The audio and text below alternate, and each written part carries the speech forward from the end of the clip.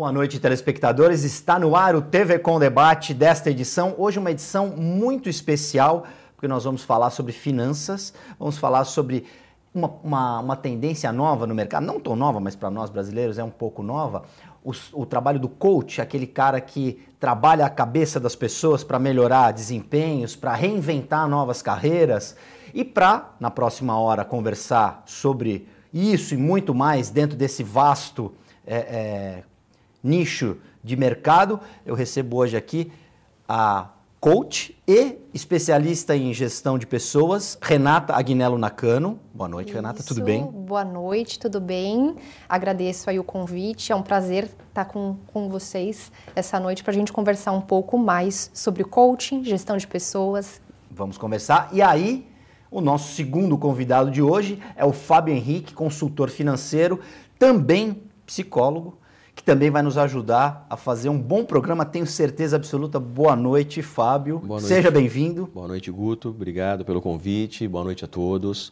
Espero poder contribuir e esclarecer aí muitos aspectos em relação ao mundo das finanças. Com certeza virá. E eu quero te agradecer, Renata, porque você foi uma convidada que não derrubou o apresentador. Porque eu apresentei você e você não disse o nome do seu parceiro de bancada, porque a maioria das pessoas faz isso. Oh, boa noite, Guto e tal, boa noite, fulano e o apresentador. Ai, que bom. Eu fiquei, a gente fica sem... Bom, quebrado o gelo, posso começar pelas damas? Sem dúvida. Renata, qual a importância hoje do trabalho do coach, principalmente para as pessoas que buscam conquistar objetivos, sejam eles profissionais ou pessoais? O coaching, o processo de coaching vai auxiliar, né, a pessoa, no caso o coachee, que a gente chama de coachee, a elevar sua performance. Elevar a sua performance tanto no aspecto pessoal quanto profissional. E por consequência, elevar, aumentar os resultados na vida dessa pessoa. E, inevitavelmente, trazer uma melhor qualidade de vida, uma maior satisfação no seu dia a dia. Então, seria sempre voltado à parte da elevação da performance, potencializar o que a pessoa já tem de muito bom, minimizar os pontos aí que são identificados como pontos a serem melhorados. Fábio, na consultoria financeira é mais ou menos isso? Tem algum paralelo com o trabalho da Renata? Sem dúvida. Normalmente, é difícil você criar um padrão. Só tal tipo de cliente procura uma consultoria. Não, nós temos aí grosseiramente 3 mercados. O cliente extremamente cauteloso, que não tem nenhum problema financeiro, mas quer saber como estão as finanças da empresa. O cliente que está sentindo uma necessidade, uma falta de capital, está sentindo que alguma coisa não está bem, está sentindo que ele está recorrendo muito ao banco e ele te chama para, o que está acontecendo aqui? E o cliente totalmente endividado, aquele que já está totalmente endividado, que ali a gente vai trabalhar com redução de danos. O cara que já está na UTI. Vou quebrar, tem como eu perder 1 milhão em vez de 2? Ou o que dá para fazer? Então você trabalha dessa forma. Só que não podemos esquecer que por trás dos números existem pessoas. Então, independente da situação de qualquer cliente que busca uma consultoria financeira, eu estou lidando com o ser humano. Então isso é muito importante, porque às vezes você está atendendo um cliente que ele está endividado porque ele tem uma compulsão por compras. E ele está fazendo isso completamente... Tá pegando dinheiro da empresa para comprar coisa para ele, por exemplo. Não que eu não posso atendê-lo como cliente, fazer uma psicoterapia junto com Não. A compulsão dele ele vai ter que tratar no consultório e eu não vou poder atendê-lo. Vai ter que ser... Mas assim, financeiramente eu vou ter que estar mostrando para ele, olha, o máximo que sua empresa permite que você retire por exemplo, R$5.000. Não, mas eu quero tirar 10. Você pode tirar 10, só que você tirando 10, você está criando um buraco de 4 vezes 12, blá, blá, blá, blá, blá, que isso aqui vai acontecer em 3 anos, você está quebrado. Então, eu entro como? Com uma razão. Porque vai ser aquela voz... infelizmente. Voz da razão, literalmente. Porque eu estou todo mês ali mostrando números. Olha, 1 mais 1 é 2 aqui. Olha o que aconteceu aqui. Você fez isso, aconteceu aqui. Não acusando, mas demonstrando e levando a reflexão. Por exemplo, Guto, você abre tua empresa todo mês, 30 dias, você chega aqui às 8, sai às 18, dá emprego, paga funcionário, paga banco, paga todo mundo e no final do mês você fecha com um resultado negativo de 20 mil. Ou seja, no final do ano você vai ficar devendo 240 mil. Tá bom para você? É isso que você escolheu para sua vida? Trabalhar, ter uma empresa para ficar devendo 240 mil por ano? Se você falar para mim que tudo bem, que tem 240 mil para colocar aqui todo ano, não tem problema. Porque se não é problema para você também. Agora, se você quer mudar essa situação, você não pode tirar 20 mil. Ou melhor, hoje a sua empresa não deixa um resultado suficiente para que você tire 20. Hoje o ponto de equilíbrio da sua empresa é tanto e o máximo que ela permite, que ela vai permitir que você retire é X. É razão isso, né? Você falou do ponto de equilíbrio, você tem uma tabela chamada ponto de equilíbrio que você Sim. faz, que você demonstra isso o ponto de equilíbrio pro teu é um cálculo, cliente. né? O que é o ponto de equilíbrio? É o momento em que a empresa cobre todos os seus custos fixos e dali para frente ela só tem o variável. É o momento que a gente diz que o resultado é zero. Ou seja, aqui eu não estou devendo nada para ninguém. Daqui para frente, a próxima caneta que eu vender, eu só tenho o custo variável dela, porque o meu custo fixo está tudo coberto. Então eu preciso saber qual é o valor do... Por exemplo, eu tenho uma padaria. Qual é o ponto de equilíbrio da minha padaria? 120 mil, em média. Ou seja, eu tenho que faturar 120 mil reais, sou obrigado a faturar 120 mil reais por mês para empatar em 0 a 0. Quando eu faturar 121 mil reais, aquele R$1.000 que eu faturei, eu já não tenho mais custo fixo. Dali eu não tiro mais aluguel, já não tiro mais luz, já não tiro mais mão de obra. Eu só tiro a farinha, que é o custo variável, eu só tiro o produto que eu vendo na padaria. Então, inclusive, o nome da nossa empresa é Ponto de Equilíbrio, Consultoria Financeira e Gestão de Pessoas, que envolve o quê? 2 pilares, o pilar financeiro e o pilar de gestão de pessoas. Que eu e a Renata nos unimos porque entendemos que por trás de qualquer empresa e por trás de qualquer número existem pessoas. Então não adianta tratar só um número, tem que trabalhar essas pessoas, potencializar. Então a gente faz um trabalho bacana em conjunto, porque é fundamental. Porque não adianta você querer tirar uma empresa da crise com o pessoal todo desmotivado, entendeu? Então entra aí o trabalho em equipe. Como é trabalhar com gestão de pessoas? É difícil, a gente sabe que mão de obra... tanto especializada, pior ainda, não qualificada, é difícil de você administrar. Com a crise, então, salários achatados, tem empresas que não estão pagando, enfim. Como é trabalhar no Brasil, principalmente? Com pessoas? Sim. Bom, eu sou apaixonada por pessoas, né? Eu acredito que talvez o maior desafio é fazer com que as pessoas se sintam efetivamente aí motivadas diariamente, né? Então, apesar de... Né? Então, é o que eu enfoco muito aí durante, aí, em especial, os processos de coaching, treinamento, palestras. Então, muitas vezes, apesar de... talvez o salário não ser o maior, não necessariamente o cargo é exatamente aquilo que, é o que eu esperava, mas apesar disso, o que eu posso fazer diariamente para que eu possa ir além? Né? Então, proporcionar, mostrar para o outro um processo aí, fazer com que eles tenham um processo de reflexão, muitas vezes, de quem é o principal responsável por aquilo que ocorre com eles diariamente. Né? Então, mostrar que nós somos os responsáveis por aquilo que estamos vivendo. Então, se eu tenho como um objetivo um aumento salarial, uma mudança de cargo, então vamos lá, esse é o meu foco? Então, vamos nos planejar e, a partir de então, agir para que eu consiga atingir esse objetivo. Né? Então, a gente trabalha isso muito, em especial nos processos de coaching. Ter um objetivo, ter uma meta clara, estabelecer aí estratégias, um plano de ação e agir. Né? Então, as pessoas que têm, provavelmente são as pessoas que agem, que fazem.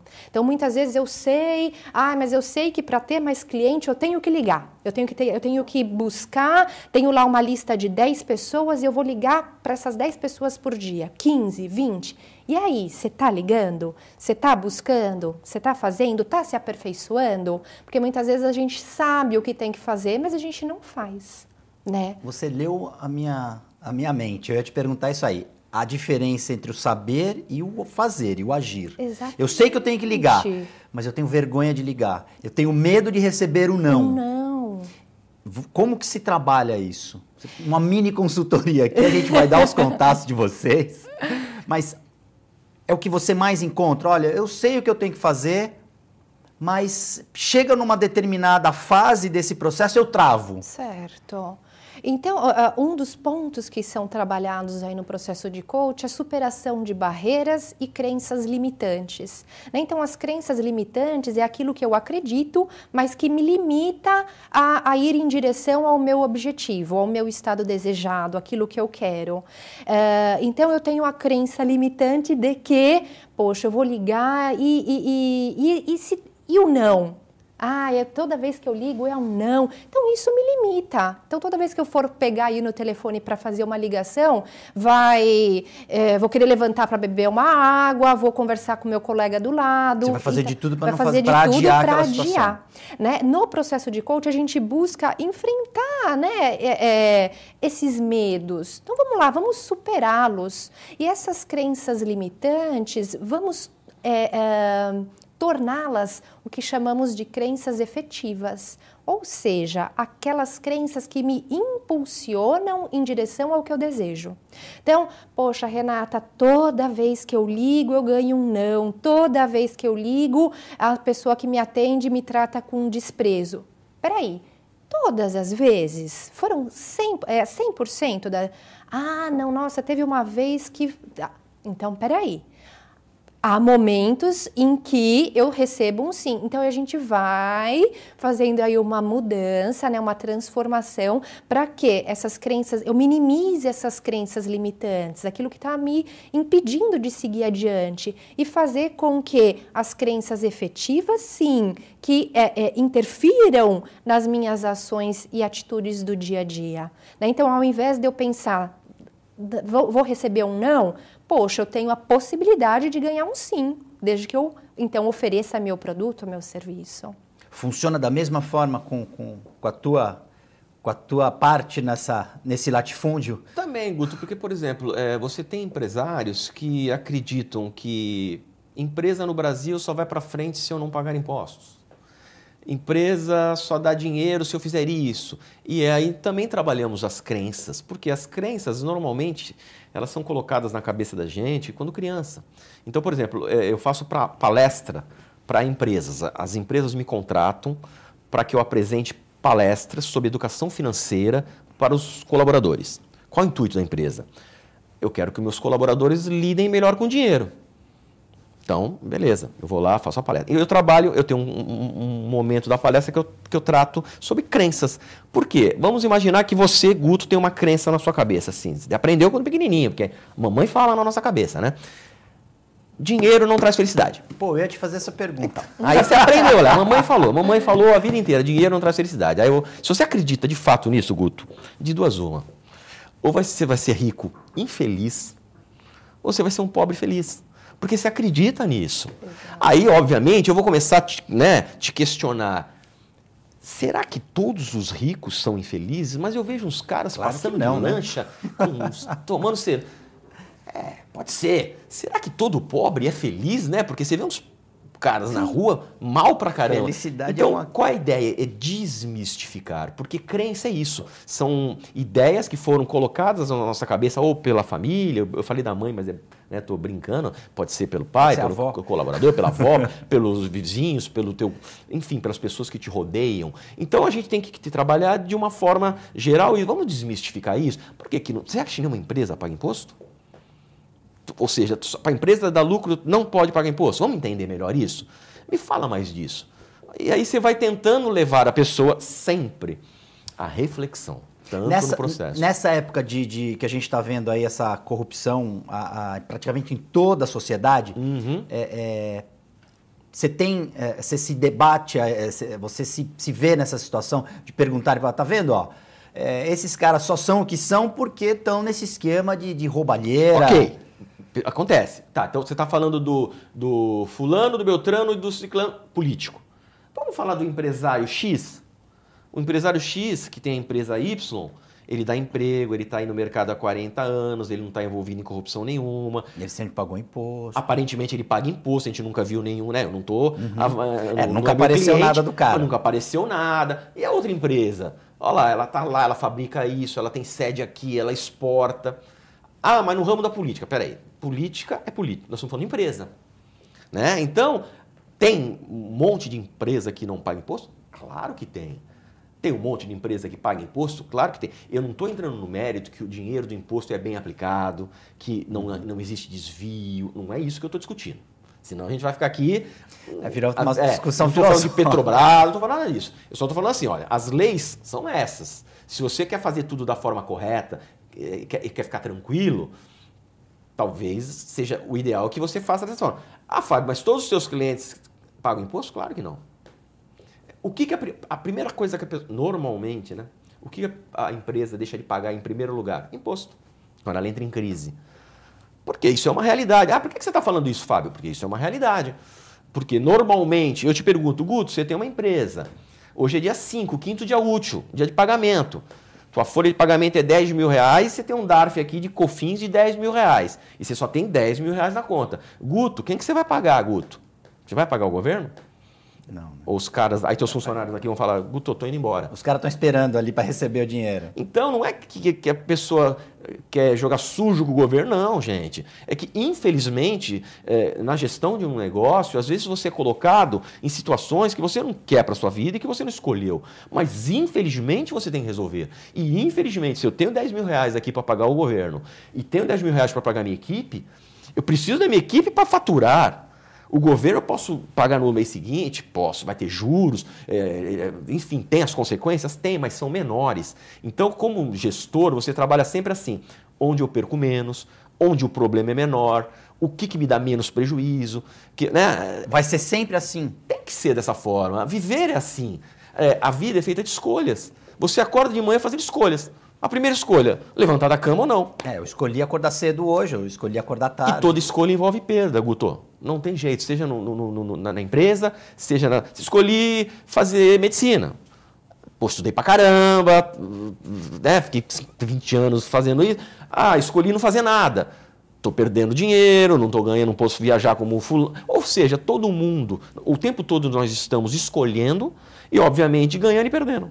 Isso faz parte da vida. Isso o que significa? É estar vivo. Existir é isso. Como que a gente existe e é feliz ao mesmo tempo? Responda-me essa pergunta de R$1 milhão. Alguém já chegou para você e falou, olha, o meu objetivo é ganhar R$1 milhão de reais. E eu não sei o que eu vou fazer para ganhar esse milhão. Já te fizeram essa... Sim, sem dúvida. De querer mais, né? Ou então, uma melhor condição financeira. Para ganhar. Isso. Então, porque no coach a gente trabalha sempre com um objetivo, né? Ou um estado desejado, que a gente chama. Então, pode ser que o estado desejado seja ganhar R$1 milhão ou ter uma melhor condição financeira. No processo de reflexão, então, é proposto aí a pessoa um processo de reflexão para quê? Então, vamos lá, vamos analisar. Qual é a sua função hoje? O que você desempenha? Qual o valor que você, então, recebe mensalmente, quinzenalmente? Vamos lá, vamos fazer as contas? Vamos chegar nesse 1 milhão quando? É possível? Poxa, para chegar no 1 milhão vou ter que viver 200 anos. A princípio, a gente nunca viu ninguém que viva aí 200 anos. O que mais? Aquilo que a gente conversou no comecinho do programa, do reinventar-se. Né? Então, peraí, de que forma a gente pode se reinventar, ousar, ir além para que eu possa, então, atingir esse meu objetivo? Mas, premissa número 0, é você crer. Acreditar que é possível. E aí, então, você passa a agir para que você siga em direção ao que você deseja. Eu sempre reforço muito com os meus coaches, eu sempre digo a eles, tem algumas ferramentas que a gente utiliza e uma delas é a ferramenta da visão. Como eu quero estar no final do ano? Como eu quero estar? Quem eu quero ser daqui 5 anos, daqui 10 anos? Eu sempre digo, coloca aquilo que você quer. Agora não é o momento da gente se preocupar com o como. Agora coloca o que você quer. Aí, lógico, o passo seguinte é buscar aí um plano de ação, aí a gente vai pensar no como. Mas, a princípio, eu tenho que ter um norte, eu tenho que ter um objetivo, senão qualquer caminho serve. Né? Então, se eu tenho como um objetivo 1 milhão, uma melhora na minha condição financeira, aí eu vou buscar caminhos que me levem àquilo. Né? Então, peraí, com o que eu ganho hoje não é possível, mas... Poxa, então vamos lá, vamos refletir o que mais? Qual é a sua principal capacidade, habilidade? Poxa, Renata, pensando bem, eu tenho uma habilidade para artesanato, questões manuais. Então vamos lá, o que você acha que poderia... E aí a gente vai nesse processo, que pode, por exemplo, culminar em algo como... Poxa, então vou ter uma loja virtual que vou vender roupa para cachorro. Porque eu estou vendo que esse é um nicho bacana e aí eu vou agregar com o que eu ganho e que isso vai me levar a uma melhor condição financeira. Né? Com relação à parte que você também colocou da felicidade, e o que me faz feliz? Extremamente importante, né? É uma das primeiras perguntas aí num processo de coach. É o que te faz feliz? O que te motiva? O que te faz acordar todos os dias e pegar um ônibus cheio, sair debaixo de chuva e trabalhar? Né? Então, tem que estar coerente com aquilo que você vem desempenhando, realizando no dia a dia. Né? Então, muitas vezes, poxa, o que me faz feliz é trabalhar com crianças, estar com crianças e talvez a atividade dessa pessoa não está aí, não é trabalhar com crianças. Então, muitas vezes, aí o processo de reflexão para que, poxa, será que eu estou na função correta? Será que eu preciso mudar? Será que é hora de eu traçar um outro plano de carreira? Ou não? Eu fico muito feliz.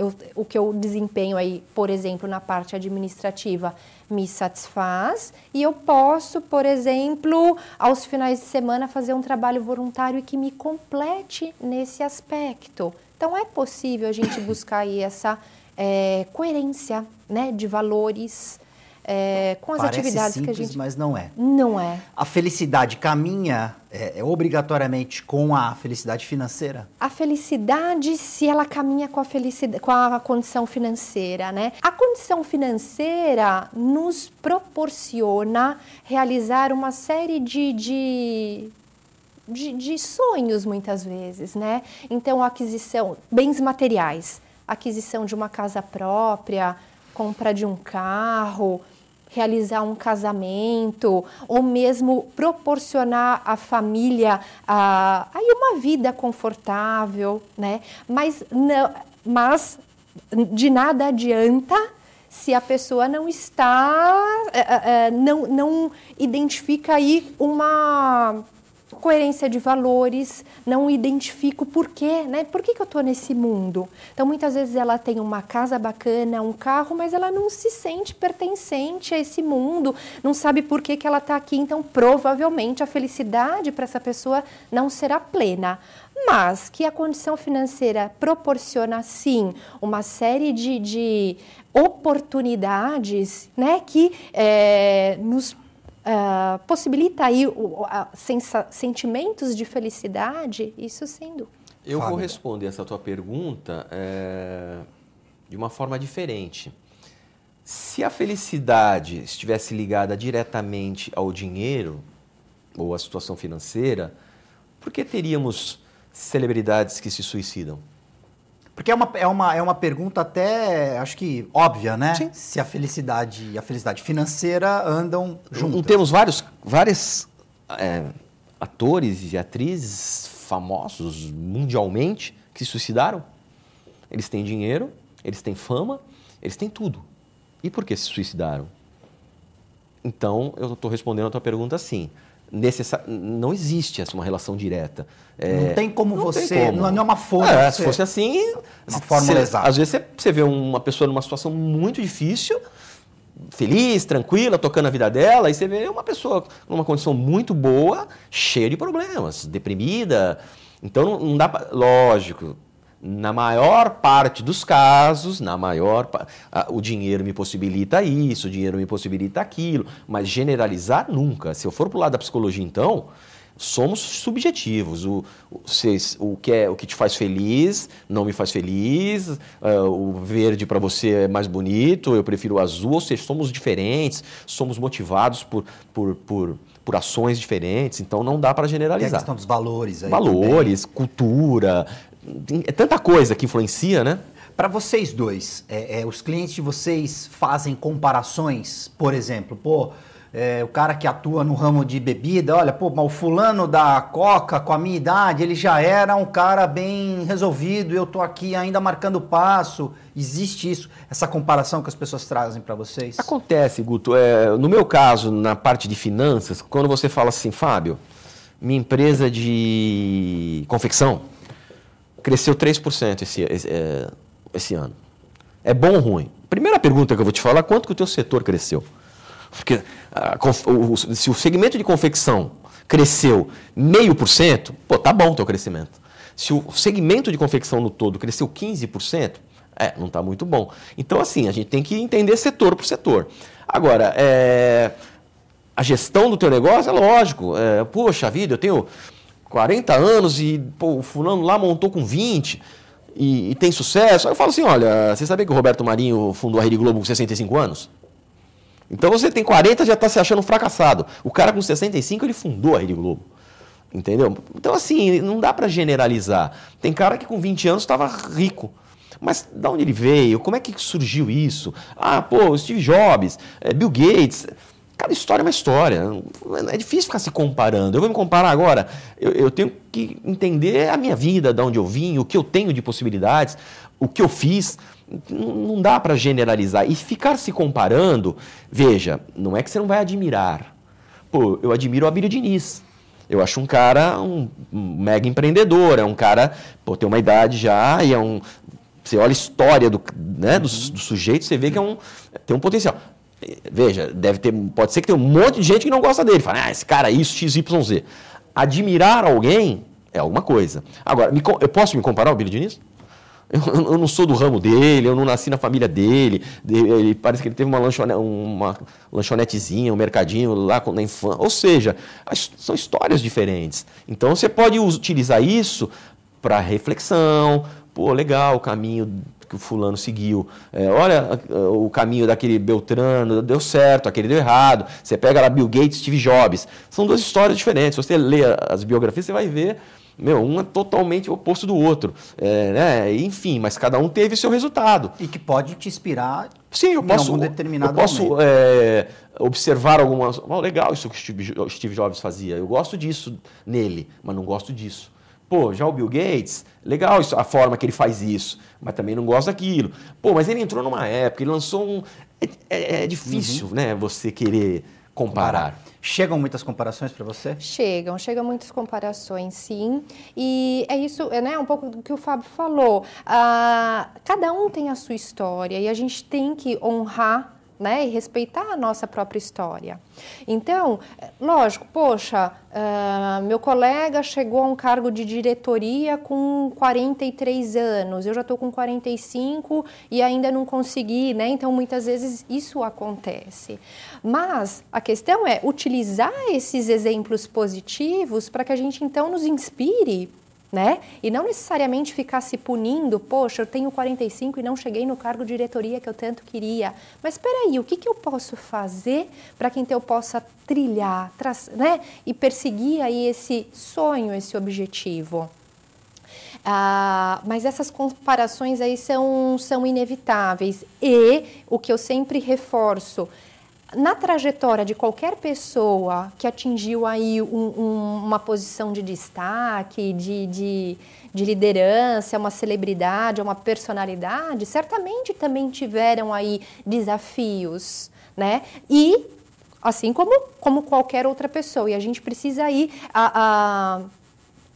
buscar e aproveitar da melhor forma possível as oportunidades que nos surgem também, né? Ver um desafio como um desafio, algo que te motive, que te faça seguir adiante e não que te trave e te desanime e tá vendo, não é para mim, desistir, agora chega. Né? Então, e buscar, se houver realmente aí essa comparação, mas como algo positivo, que te impulsione a seguir adiante. Nós vamos fazer um rápido intervalo, o TV Com Debate volta em instantes.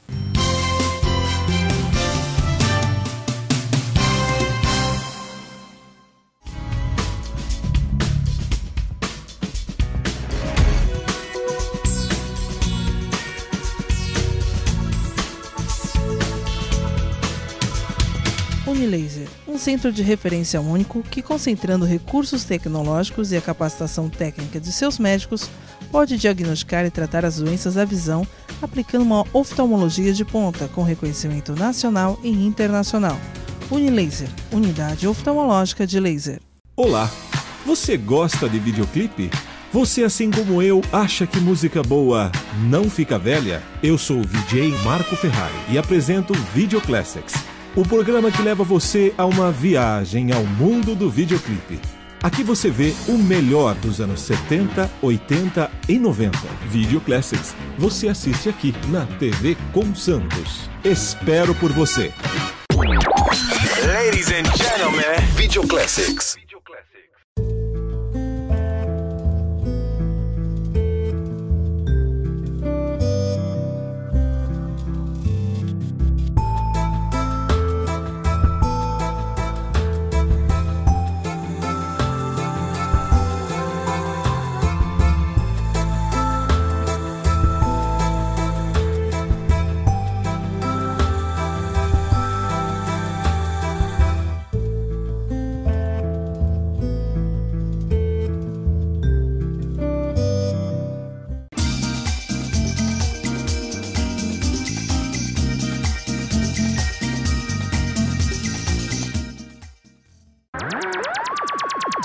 Diariamente, na nossa programação, você confere o TV com Clipes. Dos grandes clássicos aos atuais. Então fique ligado no TV com Clipes.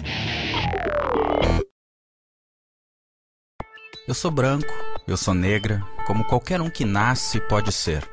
Eu sou musicista, arquiteto, eu sou professora, como qualquer um que tem vocação pode ser. Eu sou mãe, irmão, eu sou namorado, como qualquer um que ama pode ser. E também sou soro positivo, como qualquer um pode ser. Luta contra a AIDS. Previna-se, somos todos iguais.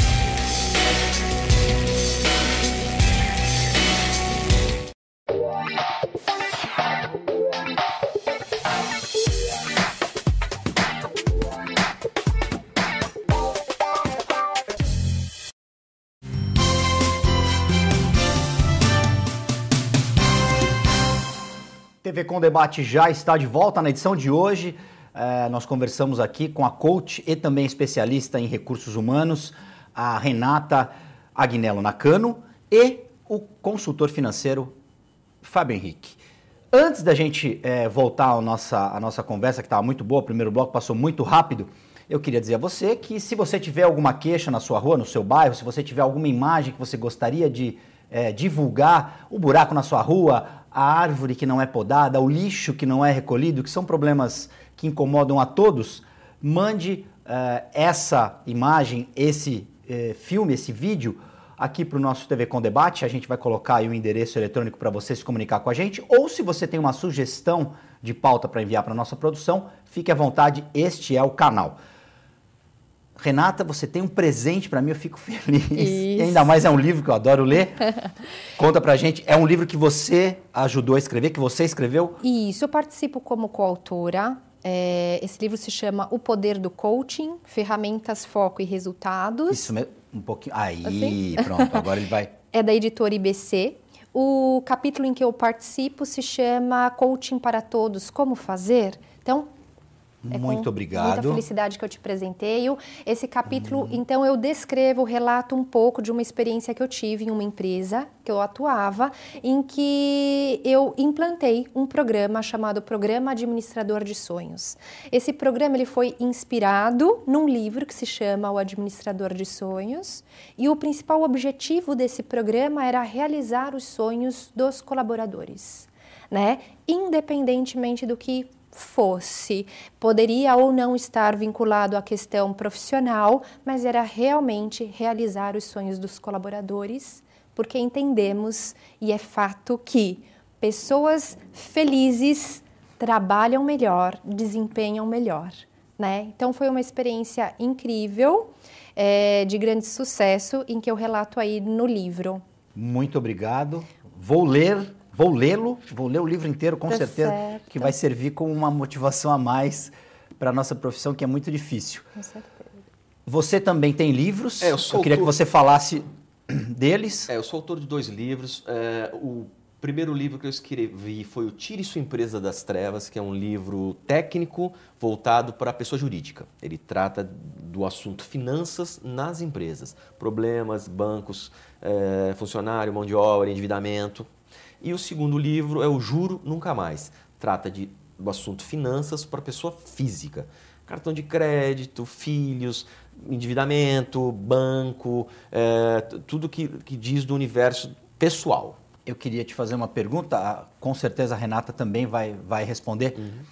Seria a hora já das nossas escolas reverem, algumas escolas particulares já fazem isso, mas a rede pública principalmente, implantar de uma forma consistente o ensino da educação financeira, até de repente associado à matemática, que é a coisa mais óbvia, que são os números, para a gente aprender realmente a não gastar mais do que ganha, cartão de crédito na emergência, tudo isso que a gente, quando adulto, sofre na pele. Sem dúvida. Isso, Guto, já deveria estar acontecendo há 20 anos atrás. Não é uma coisa que está na hora hoje, não. A hora foi há 20, 30 anos atrás. Por quê? Na escola, você aprende a fazer lá algumas equações. Nada contra a matemática. Mas você aprende a fazer algumas equações, algumas que você nunca mais vai usar. Só na escola. Tá, beleza, você vai ser engenheiro, tá, enfim, não sei. Mas agora, a educação financeira, todos nós vamos usar. E se eu não aprendo de uma forma, o que seria mais ideal, o que é mais interessante, qual é o exemplo que eu tenho? O que eu aprendo em casa. Então, se eu não consigo perceber em casa uma boa gestão das finanças, por exemplo, por parte do meu pai ou por parte da minha mãe, seja por escassez de recursos, seja por má gestão, porque quando você fala de dificuldade financeira, você não fala de dinheiro. Você tem pessoas que ganham uma fortuna e estão muito endividadas. E eu fiz uma palestra uma vez e eu perguntei lá para uma empresa, perguntei, quem junta dinheiro aqui? Só uma senhorinha levantou a mão e era a faxineira da empresa. Provavelmente ela ganhava um salário mínimo. E ali tinha diretores ali da empresa com salários altos. Então, o problema financeiro ele não está ligado diretamente ao valor, e sim a como você lida com isso. Como você falou, pagar o mínimo do cartão de crédito é um bom negócio? Muita gente não sabe, muita gente vive pagando o mínimo. Na minha palestra eu demonstro que em 6 meses você pagando o mínimo, você perde 37% em juros. Ou seja, se você gastou R$100, daqueles R$100 você vai pagar 137 e 37 juros, ou seja, você perde o poder de compra. Agora, você aprende isso aonde? Na escola? Não. Se sua mãe faz isso todo dia, seu pai fez isso, você foi criado dessa forma, lógico, às vezes você tem 3 filhos em casa, você tem um pai que não lida bem com as finanças e um lida muito bem. Aí você também tem um aspecto pessoal, personalidade, tem uma série de coisas por trás disso. Mas é fundamental que as escolas implantem uma disciplina, seja ela, não precisa ser regular, ou palestras. Por que as empresas estão fazendo isso hoje? Contratam um consultor financeiro, pagam um consultor financeiro para fazer uma palestra para seus colaboradores, porque, obviamente, elas entenderam que um colaborador com as finanças equilibradas produz mais e melhor. Mas só para finalizar, imagina você indo trabalhar e você acorda 8 horas da manhã, porque 8 horas da manhã as empresas de cobrança já começam a ligar. Então elas ligam no seu celular, você entrando na empresa. Guto, aquela dívida, todo dia ele faz isso. Você já entra, você vai querer. Totalmente desestabilizado. Então, as empresas perceberam que uma palestra onde se orienta, fala sobre juros, tarifas, gestão, muda muita coisa. Eu recebo um feedback muito bom. Nossa, depois da palestra, vários colaboradores começaram a mudar a forma de agir, vários começaram a trabalhar, a juntar dinheiro. E é legal, porque você mais feliz, mais tranquilo, vai produzir mais. A ideia é essa, né, no primeiro momento. Com um problema menos na cabeça. Exatamente. Então, No ambiente corporativo, a gente observa muito isso, né? Trazendo para o ambiente corporativo a parte da gestão de pessoas. Então, colaboradores, as pessoas que têm uma saúde financeira, certamente ela já tirou aí um peso imenso das costas, né? Então, agora, pessoas, colaboradores que têm uma saúde financeira difícil, provavelmente ele não vai desempenhar o melhor que ele pode dia a dia, porque ele está com a cabeça no banco, né? Tá na cabeça que dia 30 vai cair o salário dele e o banco vai comer inteiro porque ele está com uma dívida. E como que ele vai fazer para comprar o alimento para a família, né? Então, essa parte da educação financeira é fundamental. E não está, como o Fábio falou, diretamente relacionado com o valor que a pessoa ganha, né? Então, a pessoa pode ter um salário ótimo e não conseguir administrar bem essa parte financeira, gastar mais do que ganha e ter aí as implicações, né? Essas preocupações. Diferente de quando uma pessoa está com... e muitas vezes a pessoa não tem, talvez, aí, comparativamente, o maior salário, mas ela lida muito bem e ela consegue, com esse valor que ela ganha, ter momentos de lazer, né? Consegue ter uma boa alimentação, que a gente sabe que está diretamente relacionado com saúde, bem-estar, né? Então, lazer, vestuário, alimentação, uma reserva para uma possível emergência. Então, isso é fundamental. Agora, fazendo aí um paralelo com o desempenho do colaborador no dia a dia aí no seu trabalho. O que a disciplina conta para se atingir um objetivo? Ela é fundamental, ela é imprescindível, né? Foco, disciplina, determinação. Então, eu tenho que ser disciplinado, sim, e se eu tenho aí como uma ação, né, uma tarefa de guardar, que você trazendo aí agora, por exemplo, da parte financeira, reservar 10% do meu salário, então, eu tenho que ser disciplinado a ponto de 10%, caiu aí no dia 30, dia 10, e separar esses 10%. Né? Exercício físico, então muitas vezes no processo de coaching surgem aí algumas ações vinculadas à prática de exercício físico, então é identificada essa necessidade. Também, então, peraí, é 5 da manhã, tá chovendo, tá frio, mas eu tenho que ter essa força de vontade, ter essa disciplina em ir lá e fazer, senão as coisas não vão acontecer, né? Então, eu sei que é importante, eu sei que precisa e eu tenho que fazer. E para eu fazer, né, eu tenho que ter essa determinação, essa disciplina. Esse D de disciplina é imprescindível. Fábio, podemos dizer que o brasileiro ele é um povo que não é disciplinado? Ou isso é mito?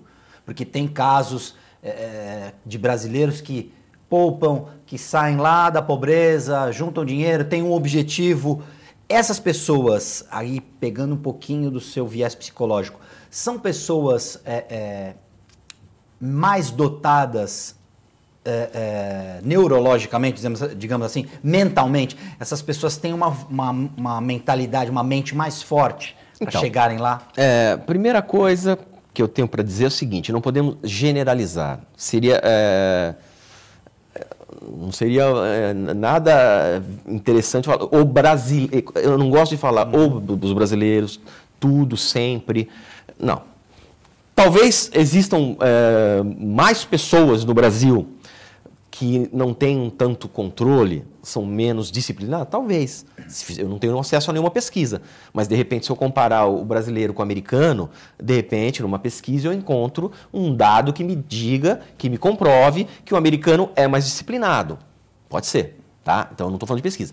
O que a gente vê no mundo financeiro, no Brasil, né, nas pessoas, aqui no senso comum, né, tirando a questão da pesquisa, que realmente existe muita falta de disciplina. E aí você vê que é no todo. Um exemplo é a Olimpíada. Né? Entrega um prédio, não está pronto. Mas isso também aconteceu em Sydney. Também... Tá bom, pode ser que tenha acontecido. Mas a gente constata isso no Brasil. Lembra da Copa? Várias obras não ficaram prontas e ficaram ali inacabadas. É recurso? Será que é só recurso? Já tinha dinheiro destinado para aquilo. Tem fraude, mas também tem a questão você acaba já se tornando comum, né?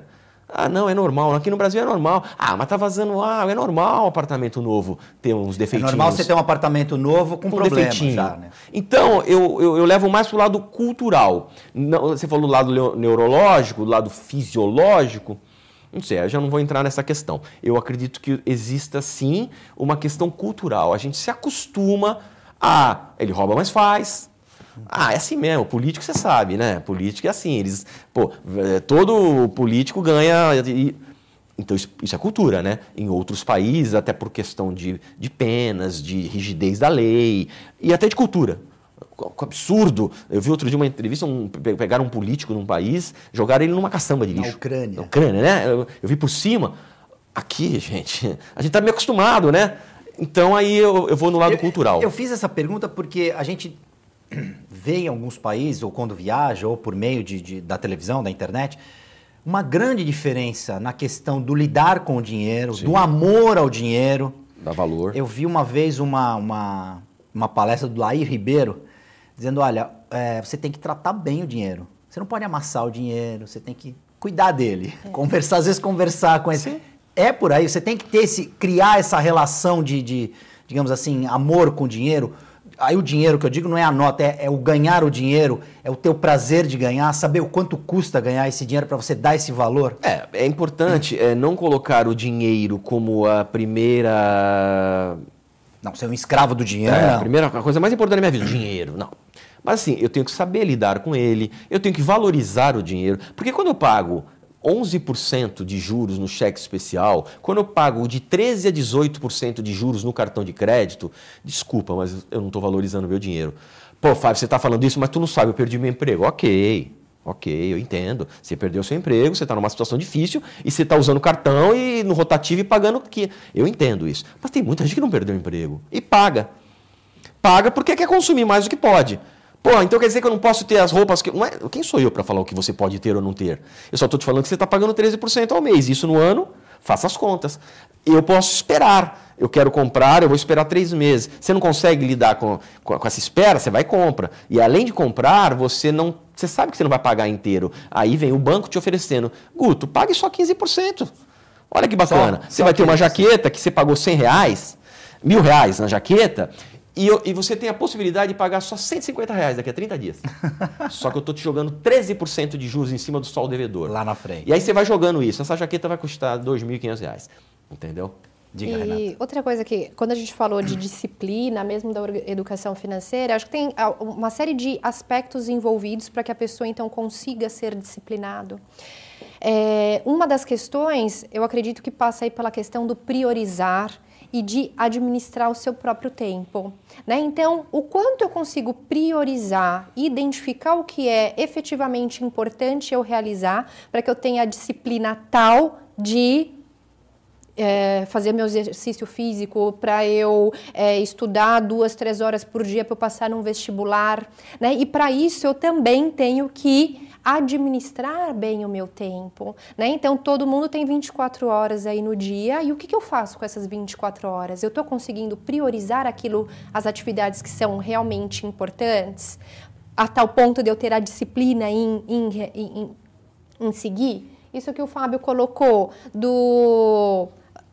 da jaqueta, eu vou comprar... Será que é a minha prioridade agora, que eu estou com uma situação financeira mais fragilizada, comprar uma jaqueta que custa 500 ou R$1.000, se eu não vou ter esse valor? Então, a gente também tem que saber identificar e priorizar, né? A vida é feita de escolhas e a gente tem que buscar e priorizar, escolher o que eu identifico como sendo mais importante no momento. Tem muita gente que tem dificuldade para isso, né? Você falou, eu preciso comprar agora, se eu não comprar, Exato. Eu não vou ser feliz. Acontece. Uma dicasinha que eu sempre dou, quando você for ao shopping comprar, seja roupa, experimenta voltar no dia seguinte. Vá da primeira vez sem o cartão. Experimenta, gostei dessa calça. Volta.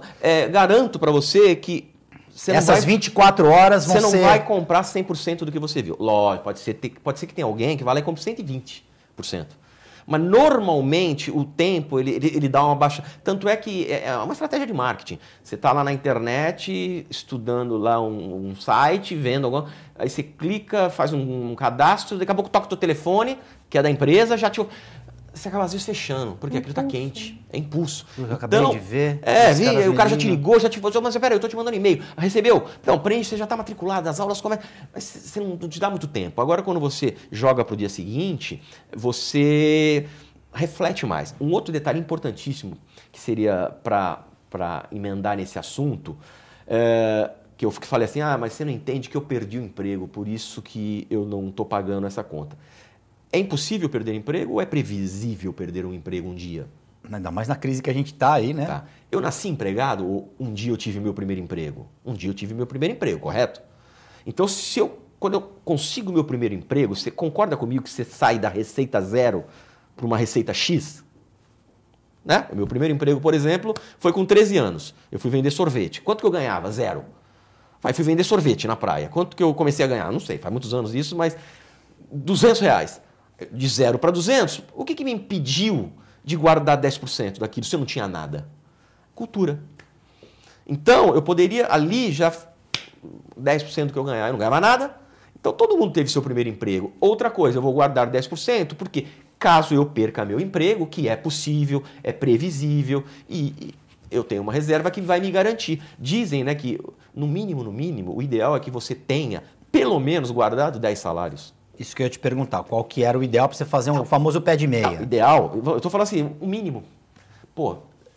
10 salários, por quê? Perdi meu emprego, eu tenho 10 meses ali de tranquilidade. Lógico que fôlego, né? Num primeiro momento eu reduzo minhas despesas, então se eu tenho 10 salários, de repente vai durar 15 meses.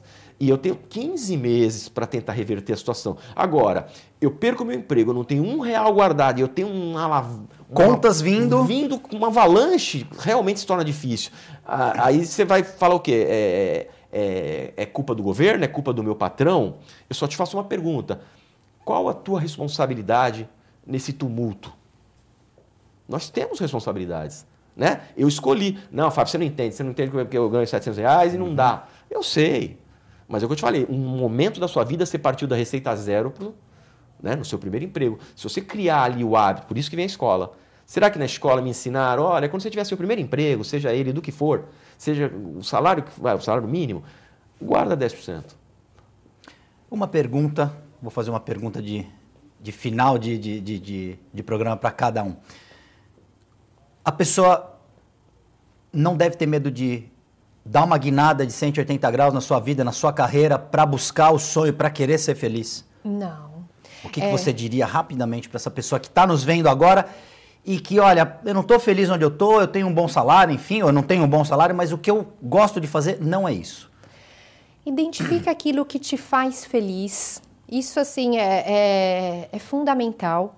Não tenha medo de ser feliz, né? A gente tem muito medo de ser feliz, a gente tem medo de ganhar dinheiro, a gente tem medo de ter uma promoção. Muitas vezes, né? Deixa esses medos de lado. Não é porque você nasceu, o primeiro emprego foi na área administrativa ou foi na área da educação que precisa ser até ao longo aí. Tem muitas oportunidades, né? E busque fazer aquilo que você acredita estar coerente com aquilo que você identifica como sendo a sua missão. Então, cada um de nós estamos aqui nesse mundo por algum motivo. Então, por que eu estou... Então, basicamente, por que eu estou aqui nesse mundo? O que me faz feliz? E se você diariamente busca desempenhar, ter um trabalho que está de acordo com a sua missão e o que te faz feliz, perfeito. Eu também acredito que nós somos reflexos do que pensamos, do que acreditamos, reflexos de crenças. Acredito principalmente que tudo pode mudar numa fração de segundos. Eu posso estar num momento terrível, sem emprego, numa desgraça. Num telefonema tudo pode mudar. Agora, é fundamental, Guto. Escolha um objetivo. Eu quero mudar de vida, não vou pirar, larguei meu emprego hoje e vou ver de quê? Passo fome. Não. Eu não gosto do que eu estou fazendo e eu quero fazer aquilo. Tenha seus objetivos, crie possibilidades. Mira ali Meu objetivo é buscar. aquele, desenhe uma estratégia. Ou seja, movimente-se. A inércia não te leva a lugar nenhum. O que você tem que fazer sempre é abrir possibilidades. Pô, eu quero ser cantor. Você canta? Não. Eu tenho que começar como? Fazendo um curso, aprender. Ou seja, né? Eu preciso arrumar um emprego. Você mandou currículo? Não. Abra possibilidades. Agora, tudo é possível. A clareza de onde você quer chegar, imprescindível. É o primeiro passo. É o primeiro passo. Você tem que saber qual é o norte, qual é a sua direção, onde você quer chegar. Para então você buscar, criar estratégias, buscar essas oportunidades e aproveitá-las. Que é o que você disse. Se eu não sei onde eu quero chegar, qualquer lugar é válido, né? A gente ainda tem um tempinho para fazer mais uma pergunta. Os problemas e as soluções estão dentro de cada um? Aí vocês...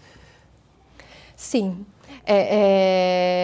Então, muitas vezes, algo que é problema para mim não é para o meu colega, né? E o inverso a mesma coisa. Assim como as soluções, as respostas estão dentro de cada um de nós, né? Tanto é que o processo de coaching, ele é muito reflexivo, faz a pessoa, então, ter uma maior consciência, refletir porque as respostas e a superação de algo desafiador vai vir da própria pessoa.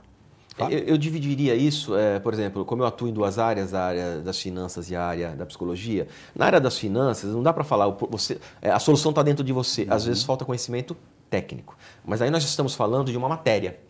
Finanças é uma matéria técnica. Às vezes a pessoa não entende de juros, não sabe nem fazer uma conta, ela entende do produto dela. Então, muitas vezes eu vou levar a solução para ele. Olha, se a gente fizer dessa forma, isso vai te gerar uma economia. Agora, quando eu falo de psicologia, de psicoterapia, sim, a solução está aí. Eu estou com você, trabalhando, te levando à reflexão, te demonstrando, te acompanhando, clareando algumas... Agora, eu não vou resolver. Às vezes a pessoa senta no consultório... Você não vai entrar na cabeça da pessoa. Eu vim aqui para você resolver o meu problema no casamento. Né? Eu vim aqui para você resolver meu problema financeiro. Eu vim aqui para você me fazer eu parar de fumar. Juntos, estaremos juntos. Mas tá aí dentro. É você que vai trabalhar com isso, entendeu? E ele entra fumando no teu consultório. Que me ajuda a parar de fumar. Mesmo porque a pessoa tem que querer e acreditar. Né? O primeiro passo é a pessoa querer. Ela querer, senão... O primeiro passo para resolver um problema é entender e reconhecer que eu tenho um problema. Se eu fumo 8 maços de cigarro por dia e não vejo isso como um problema, eu não vou parar de fumar nunca. Agora, se eu fumo um cigarro e acho que é um problema, eu vou trabalhar para parar de fumar. Isso é muito claro, né? Em todas as áreas, não só do vício, mas na empresa, se o meu casamento é um problema, eu reconheço como um problema? Se não, eu vivo aquele... Aí eu falo, eu vivo esse inferno, mas se eu não resolver acabar com aquilo, eu vou viver o inferno na vida inteira, correto? Queria muito agradecer a presença de vocês, Renata, Fábio, Renata Agnello Nakano e Fábio Henrique.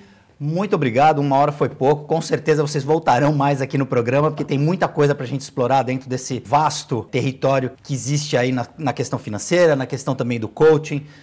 Muito obrigado. Boa noite, eu que agradeço. Boa noite, muito obrigado, obrigada. Guto. Boa noite, Fábio. Boa noite e principalmente obrigado a você, telespectador. TV Com Debate volta amanhã.